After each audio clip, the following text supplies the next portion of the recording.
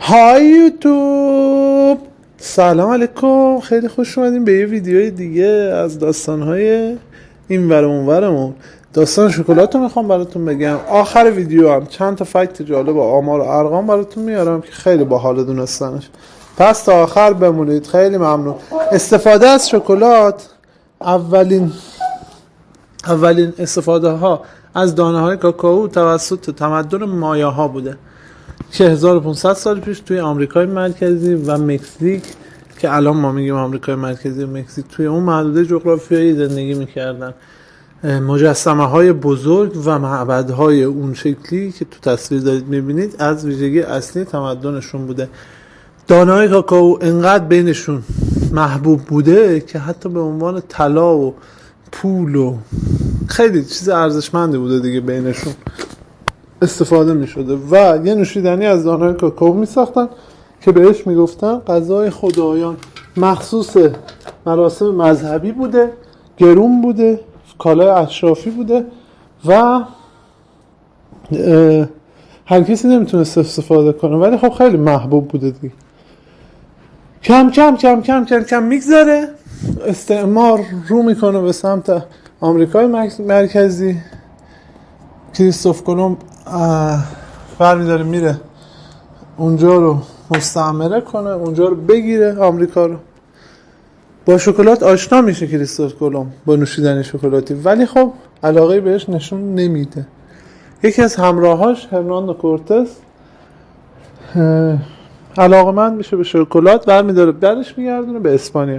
توی اسپانیا قرن 17 میلادی میشه الان. توی اسپانیا بهش توجه نشون میدن، به نوشیدنی شکلاتی که تند و تلخ بوده.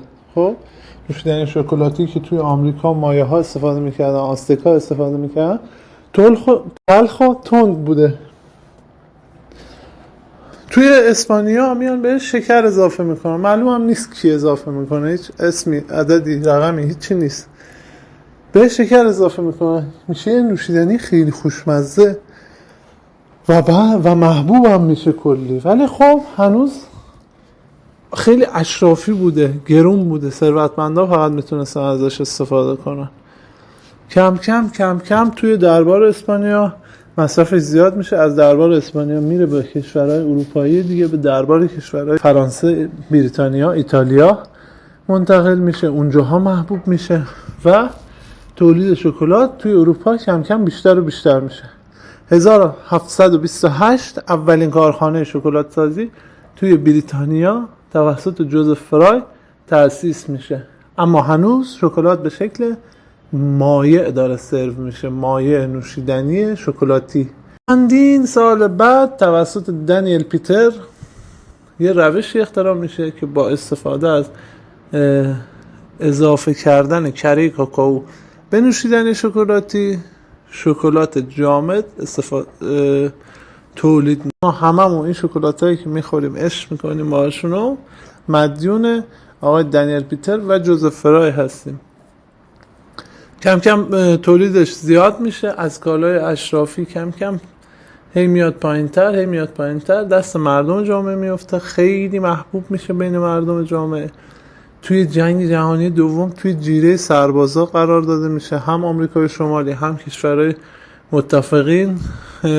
متحدین توی جیره سربازاشون شکلات قرار میدادن. ولی جالبه بدونید که انقدر بدمزهش میکردن که نتونن همه شکلاتو با هم بخورن. مثلا جیره انقدر محبوب میشه و هی کارخونه ها بیشتر شکلات میسازن، بیشتر بهش رو میارن. کم کم کارخونه های بزرگ مثل نسله و کیتکت و فلان و مارس اینا شروع میکنن تولید میکنن شکلاتو. چند تا فکت باحال هم بهتون بگم از شکلات توی ایران اواخر دوره قاجار و اوایل دوره پهلوی رایج میشه و میاد از اروپا به ایران.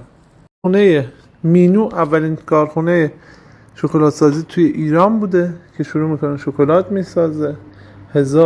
محبوب ترین برندهای شکلات در جهان اولیش هرشیز مال آمریکا، بعد مارس، بعد فررو ایتالیا، بعد لینت سوئیسی. اینا محبوب ترین شرکت های شکلات سازی دنیا هستن دیگه.